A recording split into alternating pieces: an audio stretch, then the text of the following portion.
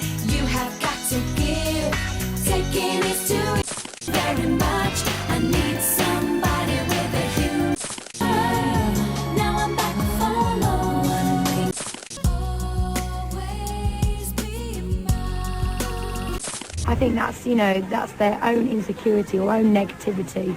Do you know what I mean? That we're highlighting, I don't know. When you hear Spice Girls, what comes to mind? The smooth vocals, the unforgettable hits, and of course, girl power. We couldn't get enough. The fans devoured every moment. Their rise was electric, a pop revolution unfolding before our eyes. And we, the fans, were right there with them through every high, every fall. But we're doing it wholeheartedly. We can honestly say for each other, because it's a bit of fun, but also for the fans. But then, it all started to crack. No one saw the breakup coming. One minute they were unstoppable, the next, they were gone. I think it was the right thing to do to Why leave. did you leave? It's a mixture of things. It's like marriage. Sure, they had a few reunion tours, but deep down, we knew it would never be the same. Too much had changed. Too much had happened. I think we were in Oslo. And what bothered me was not the fact that she left. Of course, that bothered me, but the fact that she didn't come to me. So now, let's rewind the tape. Let's break down their meteoric rise, the heartbreak of their fall, and find out where each Spice Girl stands today. But at the time, it was awful. It was the worst moment of being a Spice Girl because it was so unexpected. Before Beyoncé claimed her crown and before Destiny's Child ever shouted Survivor, the world was hit by a storm. Not of thunder or rain, but of glitter, attitude, and unstoppable energy. 5 bold women from Britain who didn't just aim to join pop culture, they were here to hijack it. They called themselves the Spice Girls. And in the late 1990s, they didn't just top the charts, they rewrote them. Their sound was infectious, their image unforgettable. They were fierce, fearless, and fully in control. Their message? 2 words that sparked a revolution: girl power. This wasn't bubblegum pop, it was a battle cry. A feminist alternative in a sea of boy bands, built not just to sing, but to take over. There were so many different people that said, no, a girl band will not work. It He never specifically will. was like, no. And it all started with a simple ad. In 1993, a British trade magazine ran a call-out for a manufactured girl group. Hundreds of girls showed up to audition, all dreaming of fame. But only 5 would make the cut, and together, they were magic. Jerry Halliwell, born on August 6, 1972. Melanie Brown, born on May 29, 1975. Melanie Chisholm, born on January 12, 1974. Emma Bunton, born on January 21, 1976. And Victoria Adams, born on April 17, 1974. Weren't just the best performers, they clicked like they were born for it. So the 5 you come to know, it was, a few twists and turns, and I did nearly not make it. I was really poorly on the recall. They weren't thrown together, they chose each other. And we just saw Emma and fell in love with her. And she's like my little sister, They even moved in together, becoming housemates before the world ever knew their names. Eventually, they decided to get together, live together, and form an all-girl power pop group themselves. They're heading for the big time. They're called Spice Girls. They came from different corners of England: Watford, Liverpool, Yorkshire, Hertfordshire, London. Each one brought something raw, something real. Jerry had the fire, Mel B the fearlessness, Mel C the grit, Victoria the polish, and Emma the heart. But together, they were unstoppable. Well, the thing is, like, everybody's stronger in different areas, so we'd have a different leader every day, kind of thing. But Jerry's quite bossy, so she likes to take over occasionally. This wasn't a band. This was a cultural explosion in crop tops and platforms. And the world? It never saw them coming. But you see, tensions were bubbling beneath the surface, and eventually, the cracks split wide open. The Spice Girls, still just a fledgling pop group, made a bold move. They cut ties with their original manager. It was a risky play, But instead of falling apart, the decision ignited something powerful. A spark, a movement, the very heartbeat of what would soon explode into girl power. In 1995, Virgin Records saw the spark and signed the group. Many doors, and finally we found the right management and the right record company that would take us on board, and then we kind of did our thing. But chaos still lingered. Mismanagement behind the scenes nearly derailed them before they could even take off. Then, like a lightning bolt out of nowhere, their debut single Wannabe dropped in July 1996, and everything changed. Yeah, that's Out right. a week today, That is called true. Wannabe. High hopes? Very extreme high hopes, maybe a bit. The song didn't just climb the British charts, it dominated them, clinging to the #1 spot for nearly the entire summer. And then came the names. A playful article in Top of the Pops magazine gave each girl a label: ginger, sporty, posh, scary, and baby. What started as a gimmick transformed into a global brand. Fans ate it up. The media went wild. Suddenly, these 5 girls weren't just singers, they were icons. Well, you know, it was actually a lazy journalist that couldn't be bothered to remember all our names, so he just gave us nicknames. Wannabe wasn't just a hit, it became an anthem, topping charts in over 30 countries. And the music video? Pure fire. Colorful, chaotic, and unforgettable. It launched the Spice Girls into the stratosphere. But they weren't done. Say You'll Be There kept the momentum rolling, and by the end of '96, their debut album, Spice, exploded onto the scene, selling a jaw-dropping 19 million copies worldwide in just 1 year. Then came 1997. The Spice Girls crossed the Atlantic, and the US never saw it coming. They steamrolled their way to the top of the Billboard charts, claiming their place as global superstars. That March, they dropped Girl Power, a glossy, bold mix of photos, lyrics, and bite-sized bios that fueled the fandom even more. But the real gamble came next. Spice World, their second album, was timed perfectly with Spice World the movie. A fan.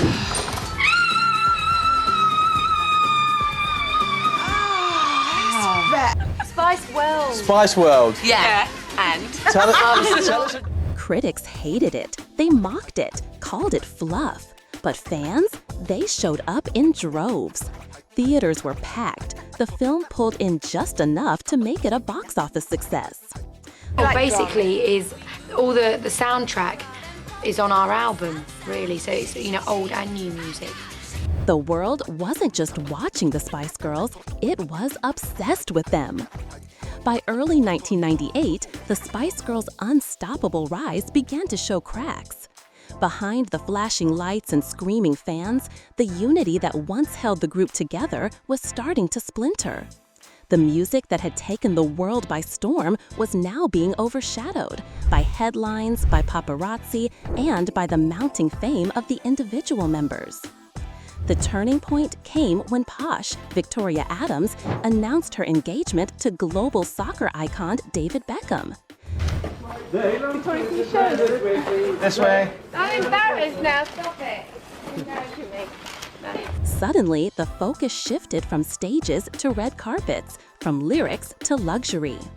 Then, in May 1998, the blow that no one saw coming, Ginger Spice, the bold, flame-haired heart of the group, walked away in the middle of the Spice World Tour. Bottom line is, I told the Spice Girls I was going to leave in September at the end of the world tour. That's when I wanted to go. Just like that, the girl gang was down to 4. That is the reason the breast cancer thing is why I left on that day. But, you know, it's just one of those, you know, things that... By 1999, Victoria had become a full-blown tabloid obsession. Her wedding to Beckham wasn't just a ceremony, it was an international media spectacle, cementing her status as a fashion queen and celebrity elite. The group pressed on, but something was missing. Their final album, Forever, dropped in 2000, ironically titled Considering What Came Next.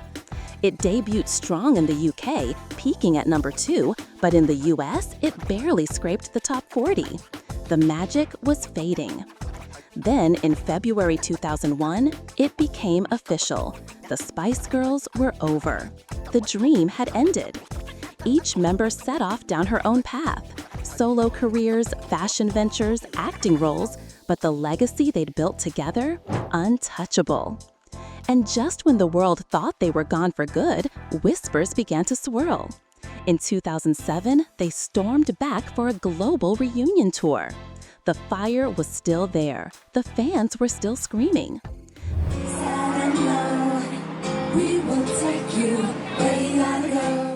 Then, in 2012, they lit up the closing ceremony of the London Olympics, proving once again they were still a cultural force.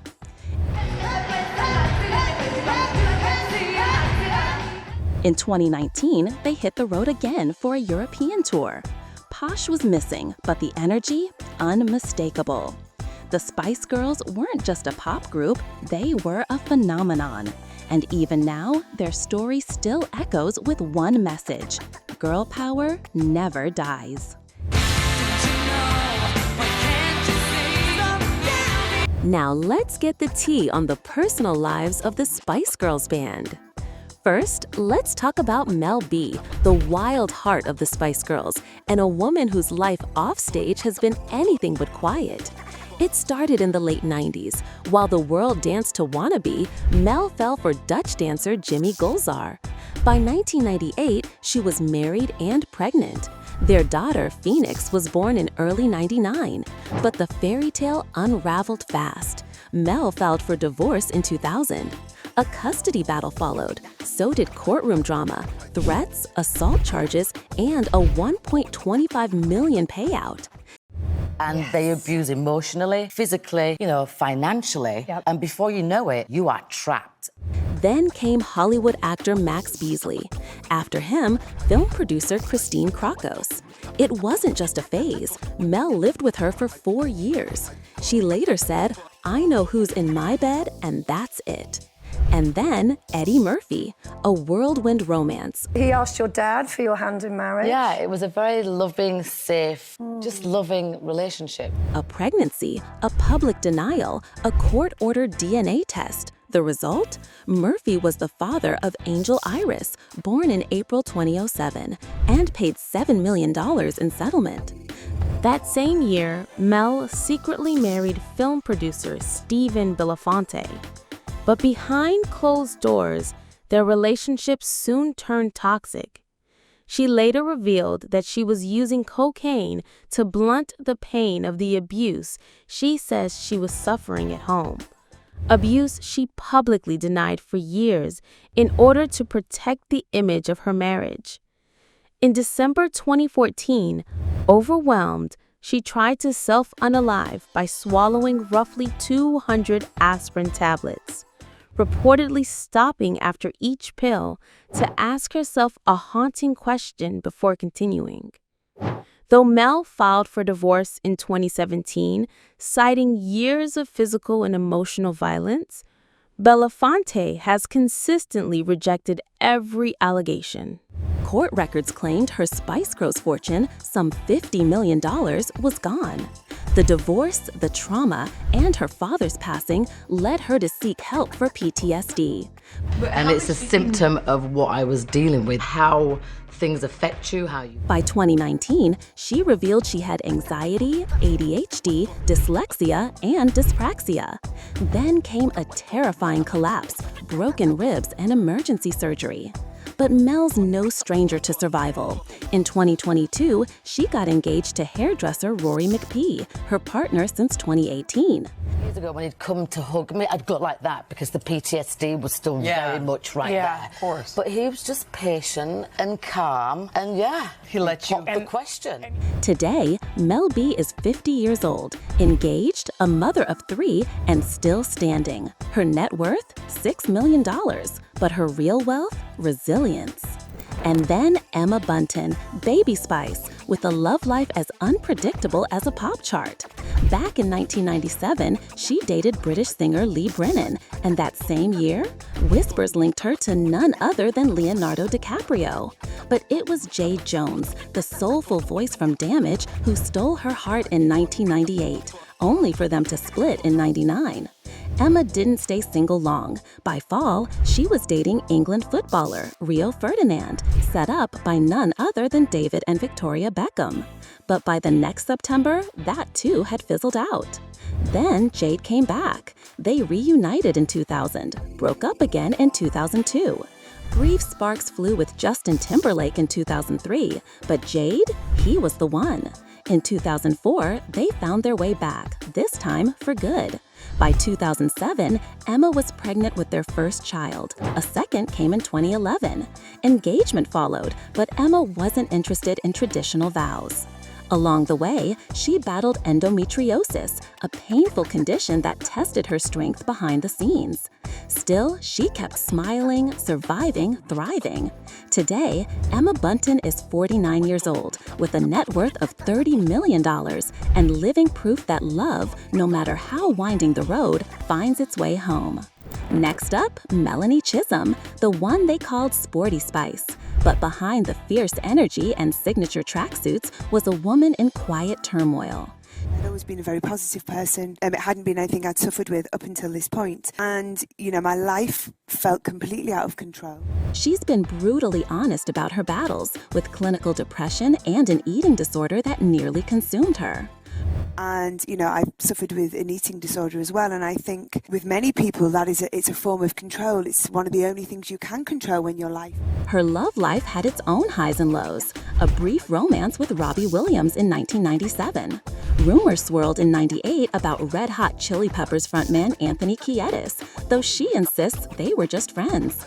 Still, he wrote Amit Remis, Summertime, backwards, allegedly inspired by her. For a decade, Melanie was with Thomas Starr. In 2009, they welcomed a daughter, an event that changed her forever. From 2015 to 2022, she dated her manager, Joe Marshall. But during her book tour in 2022, she revealed something she'd buried for 25 years. On the eve of the Spice Girls' first big show in Istanbul, she was essayed during a hotel massage. I suppose in a version of it's a mild version, but I felt violated. Today, Melanie Chisholm stands tall at 51, resilient, raw, and worth $30 million. A fighter in every sense of the word. Now, let's talk about Geri Halliwell, the original fire starter of the Spice Girls. Bold, unapologetic. But behind the headlines and Union Jack dresses, her real story is far more complicated. In 2001, Geri had a short-lived romance with Robbie Williams. But by 2005, she found herself in a more life-altering chapter, a relationship with screenwriter Sasha Gervasi. The result? A daughter, born in May 2006. Then came Christian Horner, the high-powered team principal of Red Bull Racing.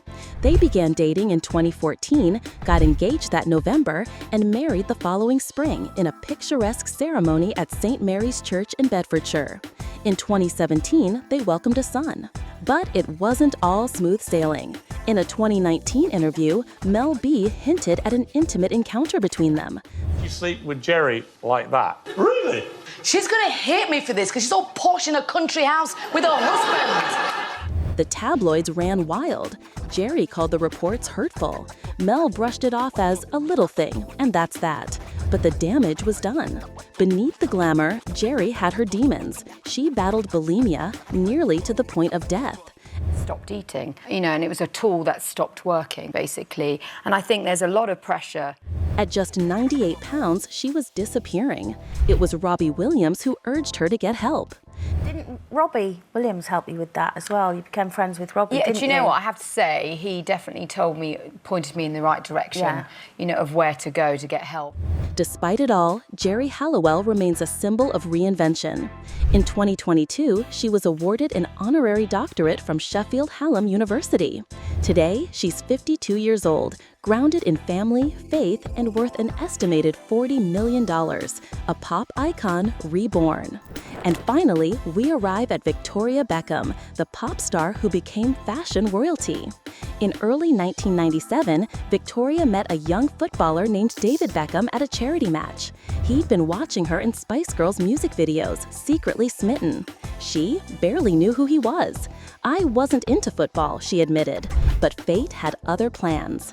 They kept things quiet at first, but the chemistry was undeniable. In 1998, they got engaged, and the press quickly crowned them Posh and Becks. Then came the wedding, July 4th, 1999. A castle in Ireland, diamond coronet, golden thrones. Their infant son Brooklyn served as ring bearer. It wasn't a ceremony, it was a royal affair, sealed with a £500,000 price tag and OK Magazine exclusives. That same year, they bought a sprawling $2.5 million estate, 24 acres of luxury. The tabloids named it Buckingham Palace. They later sold it in 2014, but the legend lingered. Over the years, the Beckham family grew. Brooklyn, Romeo, Cruz, and finally Harper. We still love each other like we did when we first met. We've got amazing children, 4 amazing children, and we're very happy. Victoria, once a Spice Girl, reinvented herself as a fashion powerhouse. Today, she stands at 51 years old with a staggering net worth of $450 million, a pop icon reborn. It's no secret, the Spice Girls' legacy still echoes through time, even if they're no longer officially together. While they reigned, they gave us everything: energy, attitude, and emotion. And let's be real, whoever truly got enough of them? They weren't just legends, they weren't just icons, they were a phenomenon.